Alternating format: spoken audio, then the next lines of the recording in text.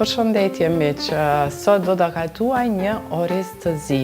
Oriz i familjes i cili quhet venere dhe është një ndër orizat që ka më shumë t'i vlera ushqyese, domethënë më tepër se ai integral dhe më i pasur me vitamina dhe minerale, domethënë dhe përmban proteina. Kështu që nëse doni të përzgjedhni atë më të shëndetshëm, orizin e zi. Mirë po, sot do ta keni një verzion të orizit të zi, i cili është i zier, është i gatshëm, vetëm 2 minuta i duhet zirje, domethënë pas pikës së blimit. Kështu që në një anë gatuani atë me çfarë doni ta gatuani dhe në anën tjetër orizi është veç gati. Është një nga recetat më të shitura në restoranin tim, kështu që pak a shumë po e ndaj me ju. Unë sot po e gatuaj me pulë dhe do të shtoj vetëm hudhër. Për të gjithë ju që keni shije edhe kaqepa, mund t'i shtoni patjetër ose ndonjë erës tjetër.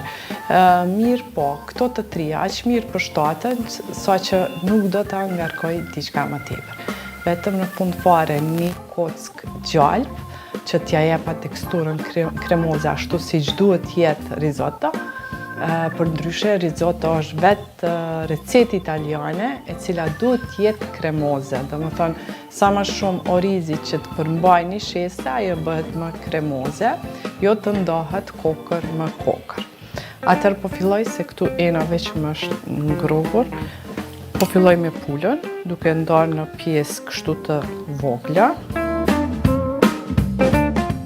Përndryshe, nëse nuk e keni këtë orizin e zi të zier, atëherë në momentin kur skuqet pula, e shtoni edhe orizin, edhe orizi që të përthith pak yndyrë, dhe pastaj i shtoni gradualisht ujë, domethënë tu zi, tu i shtu ujë, tu zi, tu i shtu ujë, dhe në fund mund t'i shtoni gjalpën dhe pak djathë parmezan gjithmonë sipas shijes tuaj. Kurse sa i përket perimeve, për shembull, po të kisha pas sot një kungullesh, do t'ja shtoja, sepse përshtatet shumë, por nuk po ata, kështu që nuk po i shtoj. Kungullesh, karot, ndonjë deg selino, çfarë do që të keni, kështu që qep sot jo, vetëm hudhër.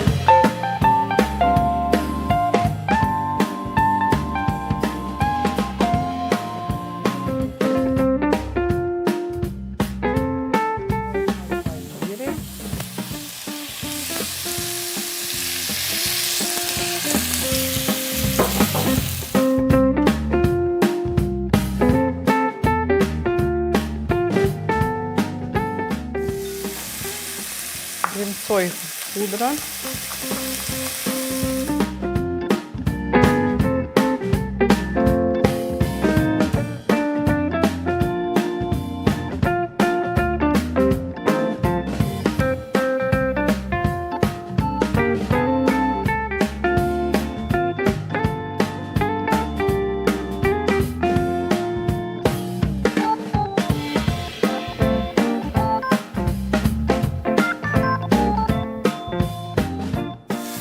Pak temperaturën.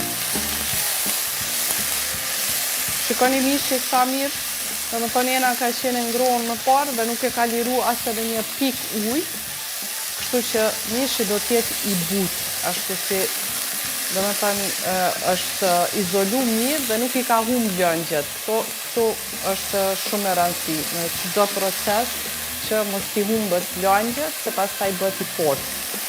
Dhe pas ngrënje bëhet si saktë. Kështu që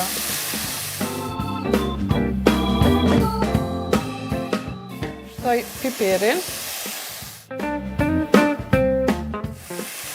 kripën, vetëm kujdes me kripën sepse orizi përmban pak.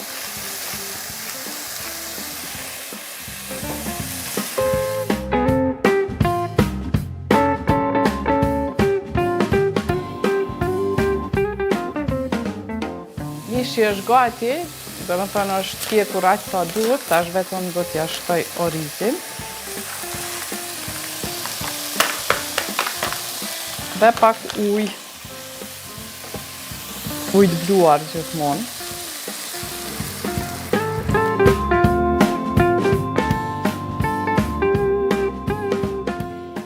bëhet drek, më pak se 5 minuta dreka bëhet gati.